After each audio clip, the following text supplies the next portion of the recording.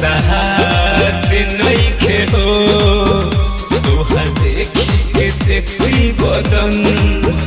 अब तू ही बताओ सजन मैं क्या करूं। ओहो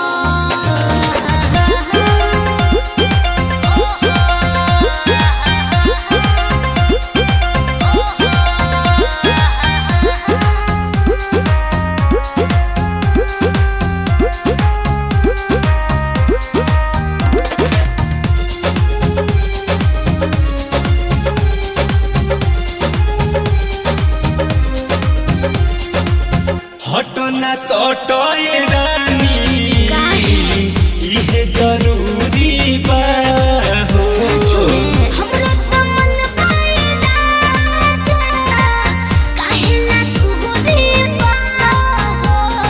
अरे बोलिए ना।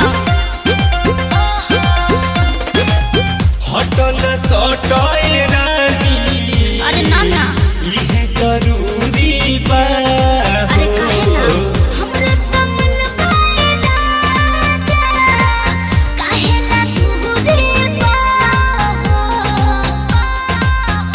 बर्दास नइखे हो अब साथे तन में बदन।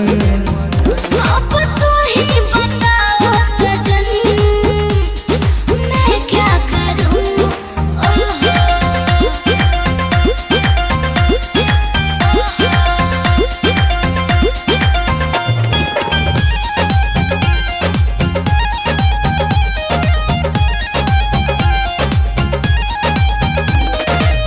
आर्यन सिंह के बा फरमाई अरे का बा। पूरा करो ना ख्वाहिश हो। अच्छा ठीक ओइल मरिया बाबाइस पूरा करहना चॉइस हो। अरे काहे नहीं बुझते हैं। आर्यन सिंह के बा फरमाई पूरा करो ना ख्वाहिश हो। लव यू ओइल मरिया बाबाइस पूरा करहना चॉइस हो। कृष्ण बे दर्द दिल अब तो हरेला घर के सनम। अब तू ही बताओ सजन मैं क्या करूं। भाप निकला तहरा देही से ओहो भाप निकला तहरा देही से बाबे चैनी हो हमारा यही से।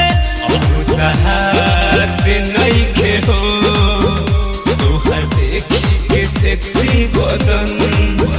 अब तू ही बताओ सजन मैं क्या करूं। अरे बोलो ना आई लव यू।